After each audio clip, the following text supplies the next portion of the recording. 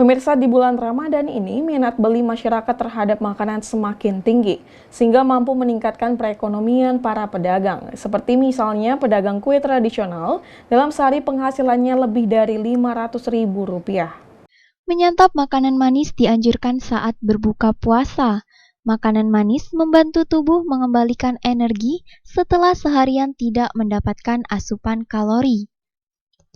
Ada beragam makanan tradisional yang bisa menjadi sajian berbuka puasa. Dan saat bulan Ramadan, makanan tersebut juga banyak dijual oleh pedagang.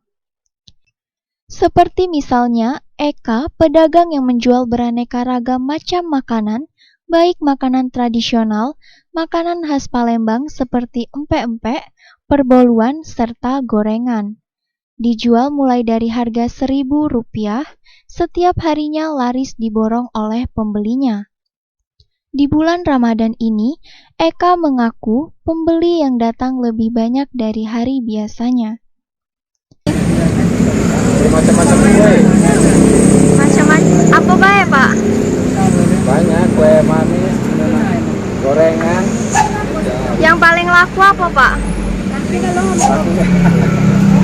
Laku galau ya, tergantung orangnya. Mulai dari harga berapa, Pak? Rata-rata 1.000. 1.000. Buka dari jam berapa, Pak? Kalau buka mulai jam 1:30.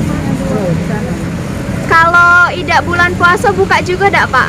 Buka jam 5 sudah buka. Buka di sini juga, Pak? Tim Liputan Silam Pari TV.